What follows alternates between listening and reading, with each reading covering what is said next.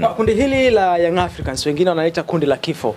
Kundi gumu kweli kweli ukilinganisha na mnyama Simba wengi wanavyosema. Kwa upande wako unaona Young Africans kweli yupo katika kundi gumu, kundi D? Yeah, of course. Yani Yanga sio tu wapo kwenye kundi gumu. Wapo kwenye kundi ambalo kuvuka kwenda kwenda knockout stage ni unaweza kusema nearly impossible. Yani inakaribiana na kutowezekana. Yeah, of course. Yani kwenda hatua inayofuata kwenye kundi lile inakaribiana na kutowezekana kabisa.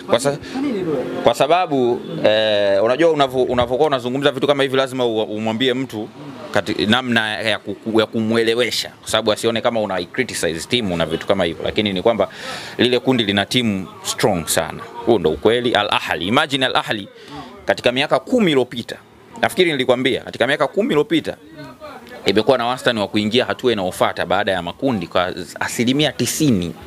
Umeelewa? Na katika hiyo miaka 10 yote wameshiriki. Msimu ambao wameshindwa kwenda hatua inayofuata ni msimu wa 2015-16.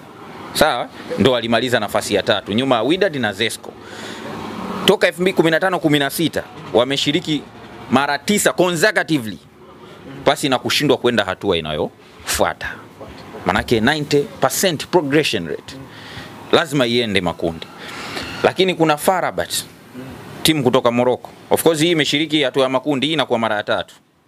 Inashiriki this time mara ya 3. Manake mara ya kwanza ilikuwa 2007, wakashiriki tia msimu uliopita. 2007 walishika nafasi ya 5, yani namaanisha nafasi ya 4 walishika mkia, alafu walikuwa na alama zao 5. Na nikukumbushe tu hiyo 2007 pia huyu JS Kabylie ambaye wapo pia kundi moja msimu huu alikuwepo kipindi kile. Kwa hiyo huwezi jua historia inaweza kajirudia wakamaliza nafasi ya 5. Lakini je, kikawaida hiyo inawezekana? Ndio tunakuja sasa kupima, kwa sababu msimu uliopita walipangwa kundi gumu zaidi kuliko hili. Walipangwa na Mamelodi, walipangwa na Raja, wakapangwa na AS Maniema. Hapo ukiangalia AS Maniema tu peke yake ndio kibonde. Raja na Mamelodi ni timu strong. Automatically unapata picha jinsi gani ambavyo walikuwa bora msimu uliopita. Tena walikuwa kinara wa kundi. Sio, unaelewa? Unaelewa? Lakini ukiacha hivyo, ukijaribu kufuatilia ndani ya miaka 10 timu kutoka Morocco zimefanya nini kwenye group stage? Timu kutoka Morocco ndani ya miaka 10 zimekuwa na wastani wa kuingia hatua inayofuata kwa 90%. Sio, unanielewa? Asilimia msimu ambao timu kutoka Morocco zimeshindwa kusonga hatua inayofuata au imekosa mwakilishi katika hatua ya robo finali ni msimu wa 2023-24 ambapo ndo Wydad alimaliza nafasi ya 3. Umeelewa? Msimu uliopita Raja pia alishindwa kwenda hatua inayofuata, alimaliza nafasi ya 3. Lakini mwakilishi walikuwa naye ndo huyu FAR Rabat, kwa sababu si walikuwa kundi moja FAR Rabat na Raja. Kwa hiyo wakapata mwakilishi kwenye hatua inayofuata. Na ukiachana na hivyo, sio tu kwamba wanaenda hatua inayofuata, wana wastani wa 71.4 za kumaliza nafasi ya kwanza kwenye kundi. Si unanielewa? Nafasi ya kwanza kwenye kundi, wastani wa 71.4. Of course imeshawahi kutokea mara 3 tu ambapo timu kutoka Morocco imemaliza nafasi, yani kushindwa kuongoza kundi. Umeelewa? Ndio tunazungumzia hiyo msimu wa 2024-25, nimeshamzungumzia Raja alimaliza nafasi ya 3, msimu wa 2023-24 Wydad alimaliza nafasi ya 3, na msimu wa 2019-20 Raja na Wydad zote zikimaliza nafasi ya 2. Sasa hapo Yanga anaenda wapi? Yanga anaenda wapi? Haya, ukija kwa JS Kabylie, timu kutoka Algeria. Of course JS Kabylie amecheza hatua makundi mara 6. Unaelewa? Mara 6. Toka 2006. Umeelewa? Ameingia hatua inayofuata mara 2, 2010 na 2023. Lakini timu kutoka nchini Algeria zimekuwa na wastani wa 61.5 kwenda hatua inayofuata. Maana yake sasa hapa huyu at least wastani wake, timu za Algeria at least wastani wake kwenda hatua inayofuata ni chache, 61.5. Na of course tuseme zinamalizaga nafasi ya 2. Umeelewa? Kwa wastani wa 51.5 wamekuwa wakimaliza nafasi ya 2. Yaani maana yake mara mwisho au timu pekee kutoka nchini Algeria ambayo imewahi kumaliza nafasi ya kwanza kwenye kundi ndani ya miaka 10 ni USM Alger mwaka 2017. Lakini toka hiyo ndani ya kipindi cha miaka 10 yote timu za Algeria ambazo zimewahi kufuzu kwenda hatua inayofuata zinamalizaga nafasi ya 2. Umeelewa? Kwa hiyo hapo kuna bingwa wa kumaliza nafasi ya 2 na mabingwa wa kumaliza nafasi ya kwanza ambao ni Ahli pamoja timu kutoka Morocco ikiwemo FAR Rabat ambayo ilimaliza msimu uliopita katika nafasi ya kwanza. Yanga anaenda wapi? Kwa takwimu hizi heavyweight tunataka kuniambia Young Africans hapa anaonekana ni kama kibonde. Anaenda wapi? Kwa wewe mwenyewe fikiria, una timu mbili ambazo una timu moja ambayo yenyewe single handedly ambayo ndo Al Ahly ina wastani wa 90% kwenda hatua inayofuata. 90. Alafu una FAR Rabat kutoka nchini Morocco ambayo inatoka kwenye nchi ambayo ina wastani wa kupeleka timu kwenye hatua inayofuata. Maana kwenye robo finali kwa 90%. Sio, unanielewa? Yaani season ambayo timu kutoka Morocco ilikosa mwakilishi ndo hiyo nimeshakutajia 2023-24 ndo Wydad alikuwa mwakilishi pekee ndo akamaliza nafasi ya 3. Alafu ndo unakuja kwa JS Kabylie timu kutoka nchini Algeria.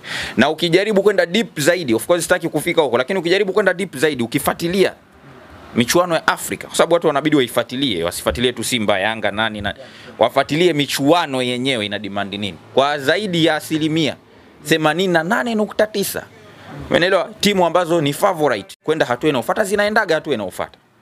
Ni nadra sana kuona timu ambayo haifanyi haistahili, yani haionekani kama ina uwezo wa kwenda hatua inayofuata ikaweza kwenda hatua inayofuata, ikiwemo Simba Sports Club 2018-19. Hakuna mtu aliyoipa nafasi ya kwenda hatua inayofuata. Kulikuwa kuna Vita Club, kuna Ahli, kuna nani ya JS Saoura, lakini ilikwenda hatua inayofuata. Kwa hiyo unapata picha gani kwamba hii michuano ni migumu, na the more unavyoingia kwenye hatua inayofuata unakutana na upinzani mkubwa.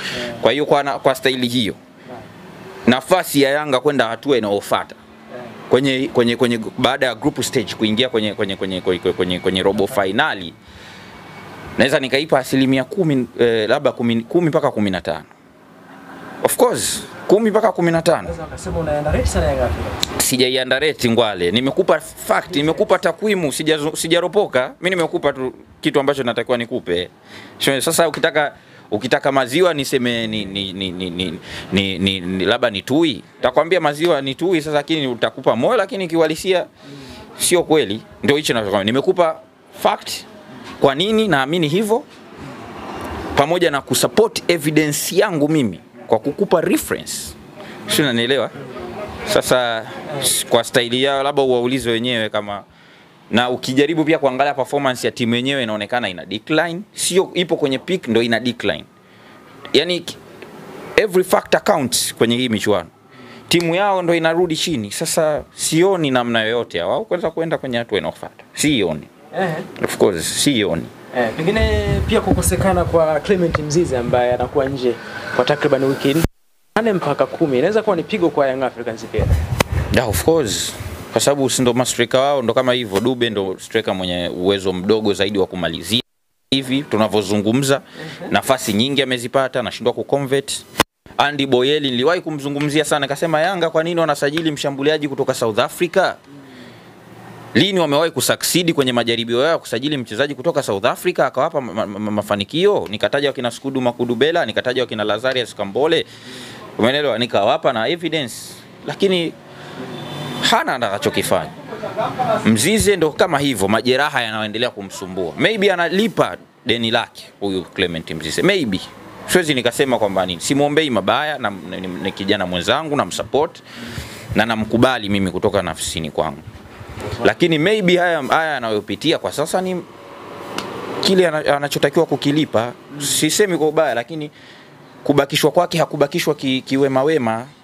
Kuna watu walipigwa majungu, waliitwa mawinga, watu ambao walimsaidia kwenye karia yake, watu ambao walikuwa wanamtakia mema kwenye karia yake, wakaitwa mawinga, wakakejeliwa kwenye peji za club.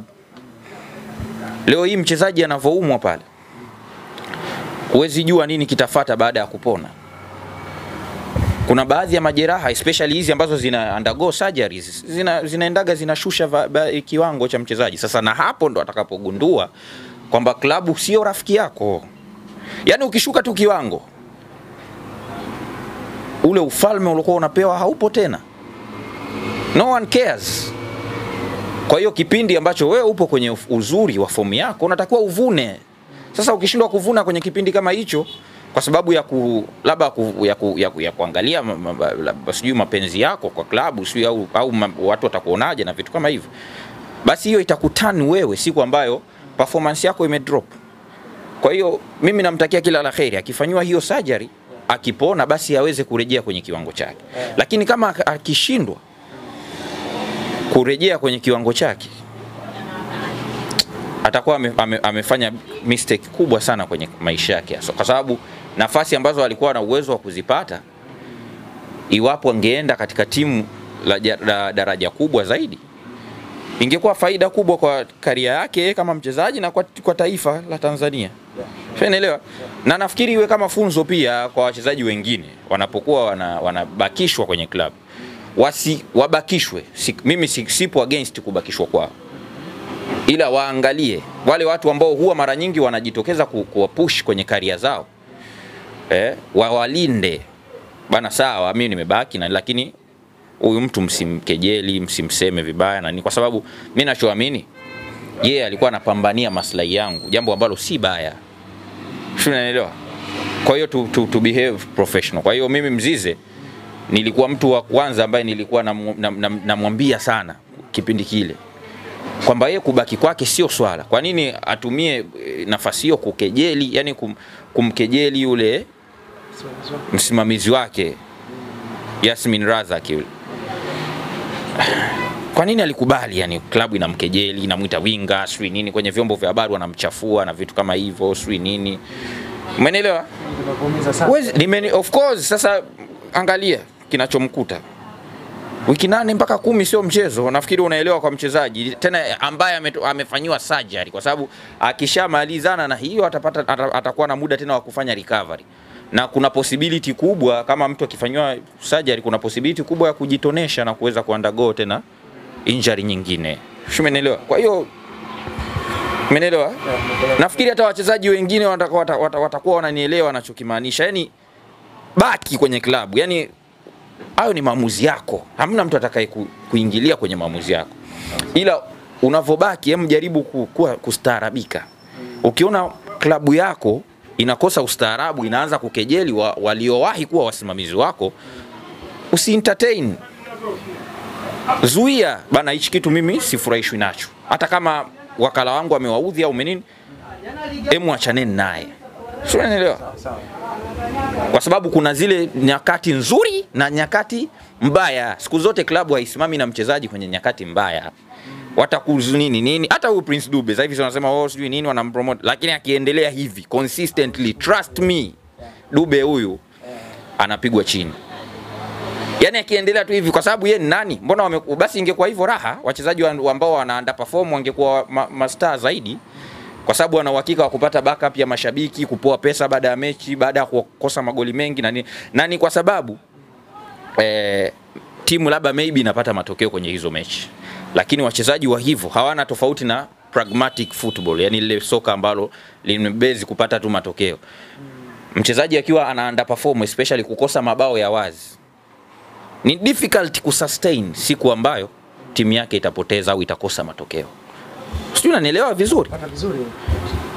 Nilizungumza haya maneno siku ambayo Romain Folz anashinda mechi zake lakini mpira ulikuwa hauvutii. Nikasema miongoni mwa sifa ya mpira ambao tunaita pragmatic football ni pamoja na yani kuna sifa moja wanakuambia difficult to sustain without a win. Yani ukikosa ushindi huwezi kueleweka. Na kweli alivyokosa tu matokeo, nafikiri unajua dhidi ya Silver Strikers nini kilitokea, si ndio? Kwa hiyo hata wachezaji kwa mfano Udube wanamsupport sasa hivi tu kipindi ambacho timu inapata matokeo. Lakini trust me, ni difficult kusustain timu ikianza kupoteza zaidi na zaidi au kukosa matokeo. Maana kuna kupoteza na kukosa matokeo. Kukosa matokeo ni either kutoa sare au kufunga goli moja alafu baadaye ukaenda ukatolewa kwa aggregate. Hiyo pia ni kukosa.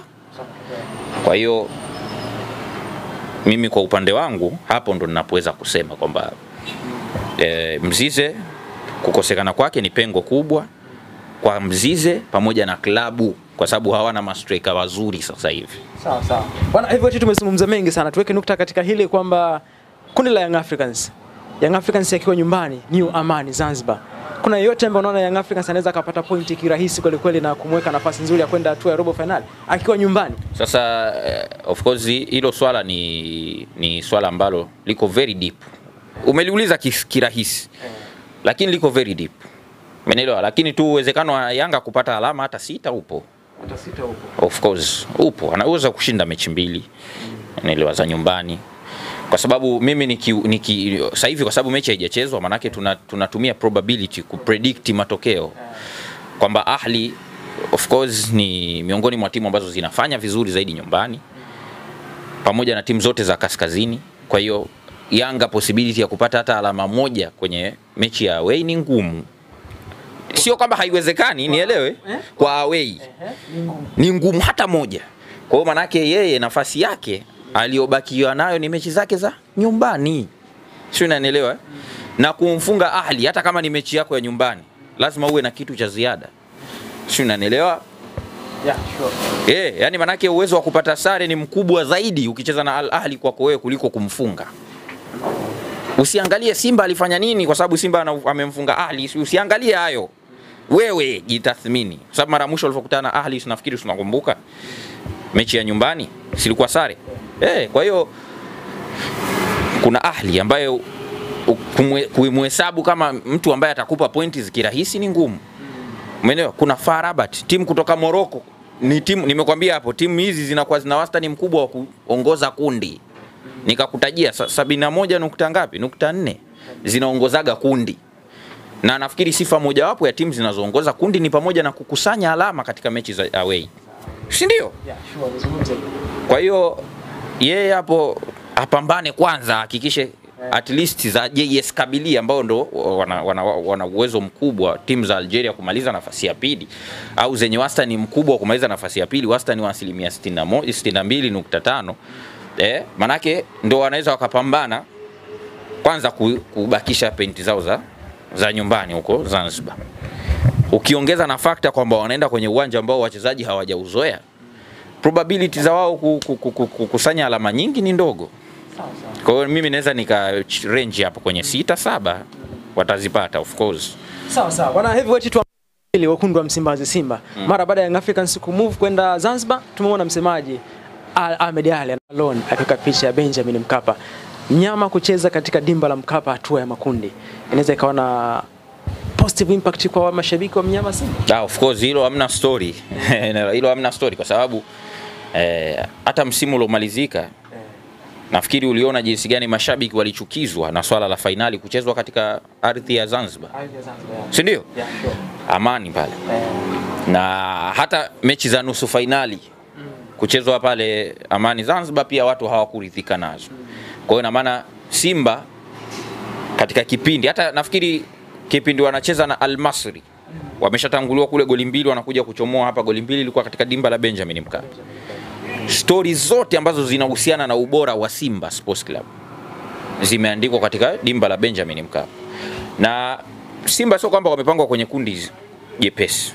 Of course Simba wamepangwa kwenye kundi ambalo pia lina ushindani. Lakini kwa sababu Simba amesha prove, kwa sababu ndo timu pekee kutoka Tanzania ambayo ina wastani wa 100% kuprogress kwenda hatua inayofuata. 100% kila inapofika makundi. Sio, unanielewa? Kila inapofika lazima iende robo finali. Haijalishi iwe shirikisho, iwe hakuna msimu ambao Simba wameshindwa kwenda hatua ya robo finali. Sio, unanielewa? Yeah, sure. Kwa hiyo sio story. Na kama unakumbuka katika mazungumzo yangu nikakwambia wastani wa timu ambazo hazitakiwi au hazipewi nafasi ya kwenda hatua ya robo finali huwa haziendi. Lakini katika hizo 1% chache ambazo timu ambazo hazipewi nafasi zimeenda, zinachagizwa na Simba pia ambayo pia nayo ina count. Kuna Simba humo, kuna Zesco.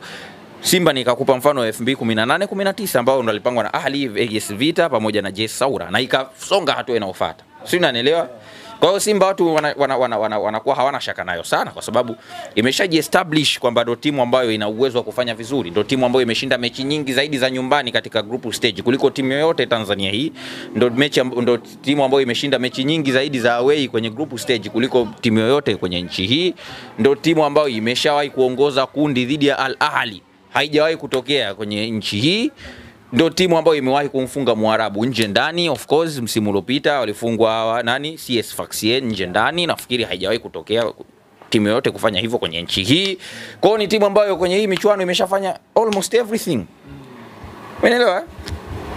Sasa Imefika finali ya kombe la shirikisho, ndio ilichokuwa kinatambiwa kwa upande wa Yanga. Simba wakaja wakaki overturn wakafanya hivyo.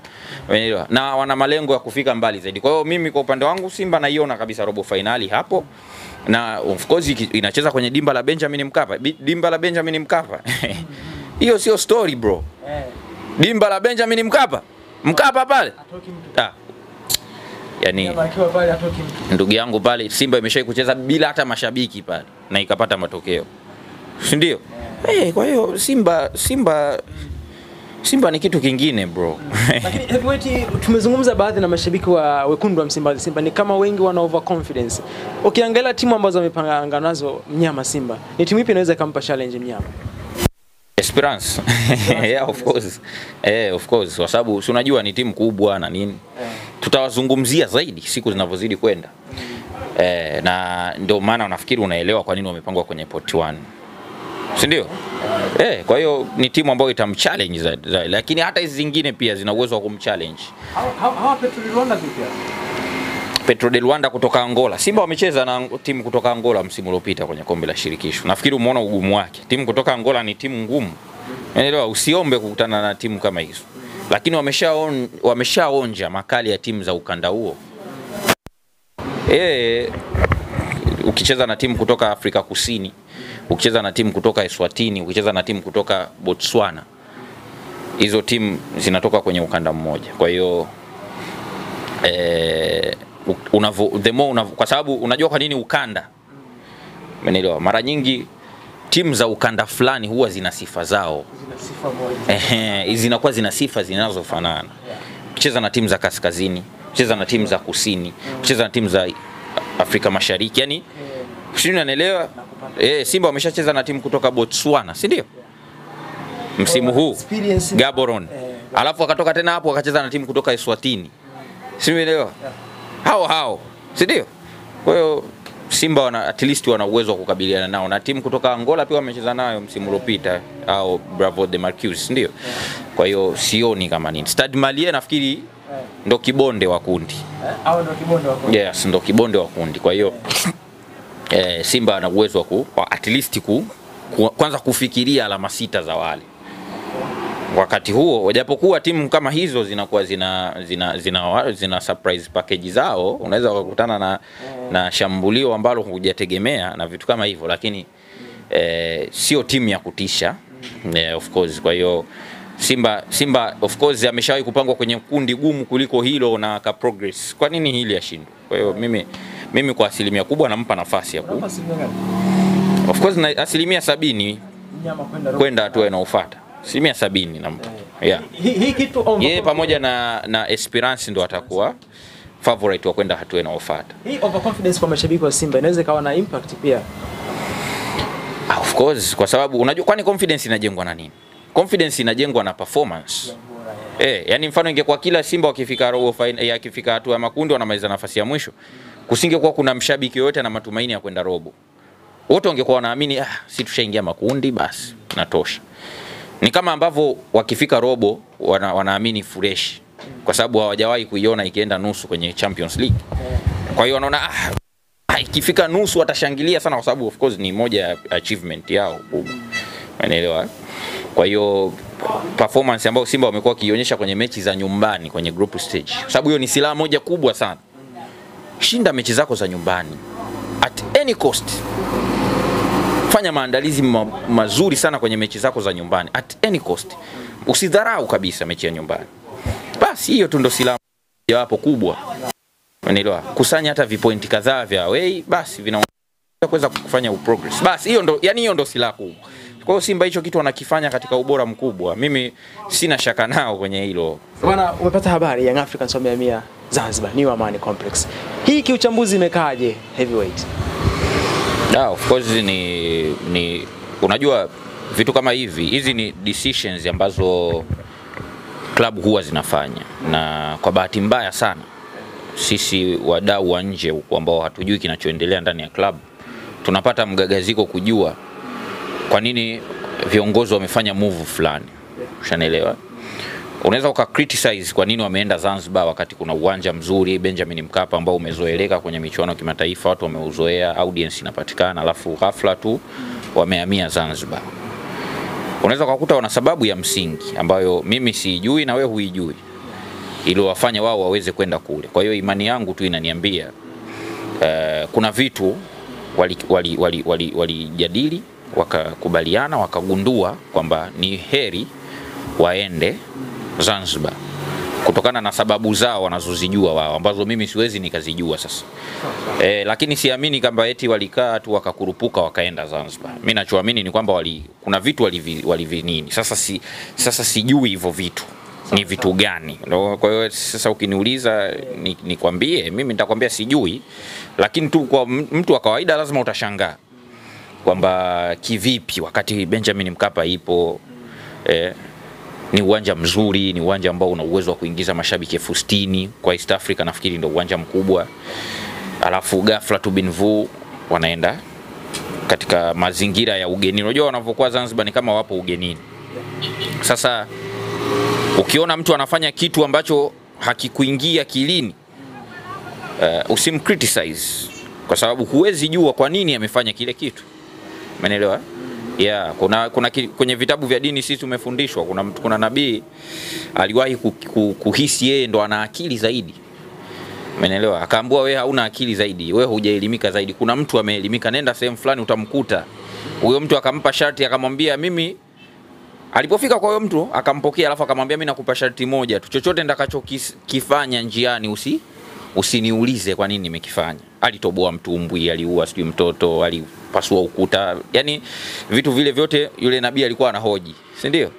Lakini akaja kupewa explanation baadaye, na vitu hivyo kikawaida vilikuwa haviingia akilini. Wewe unasafiri kwenye mtumbwi, upo ndani ya maji, alafu mtu anautoboa, automatically utahisi anataka kukuua.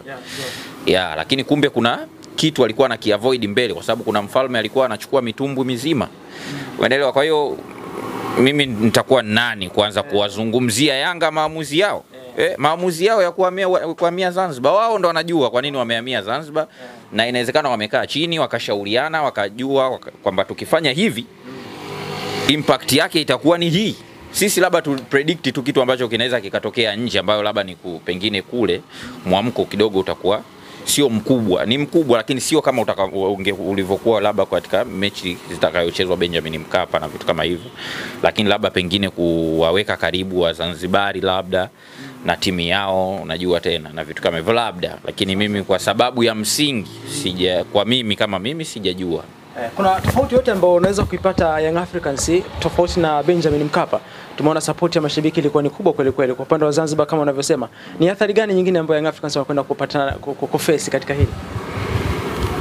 Of course athari inategemeana kwa sababu kuna ile comfortability unajua unavyokuwa kwenye uwanja ambao umeuzoea, wachezaji wameuzoea. Kuna namna wachezaji wanakuwa wana ufanisi mkubwa zaidi.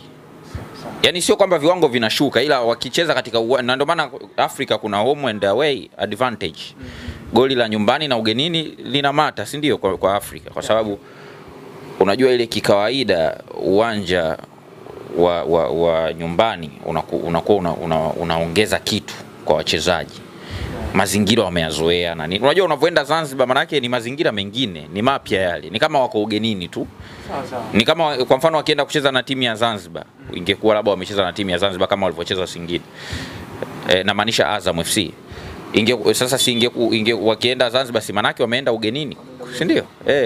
Kwa hiyo ni kuna namna tu inaweza ikapunguza ile performance yao labda. Umeelewa? Lakini pengine pia inaweza ikawa ndo surprise move ya kuweza kuwashangaza watu. Na ni mimi unajua kuna baadhi ya vitu unaweza ukavicomment katika negative way, kumbe vina impact. Kwa hiyo mimi kwa haraka na hofia kusema kwamba inaweza isiwe faida kwao au nini, kwa sababu inawezekana kuna vitu wamevifikiria, unaelewa, wakaona kwamba namna sahihi ni hii na wakashauriana, kwa sababu siamini mimi eti mtu mmoja tu akasema twende Zanzibar wote wakasema haya twende. Lazima walikaa chini bana, mimi kila mtu katoa suggestion yangu. Mimi naona kwa lazima kuna kitu pale Benjamin Mkapa pia inawezekana wameki escape. kwa hichi nafikiri tungeenda Zanzibar ingekuwa hivi na hivi. Unaonaje? Kweli bwana, Zanzibar pale hivi na hivi na hivi na hivi. Sasa ndo wana discuss vile vitu ambavyo mimi na wewe hatuvijui. Bana, okay, kwa hiyo hivi imekuwa hivi, hivi imekuwa hivi. Lakini hayo yote ni moja. Mwisho wa siku mechi inachezwa ndani ya uwanja, mwenye timu bora atashinda, hayo mengine ni ziada tu.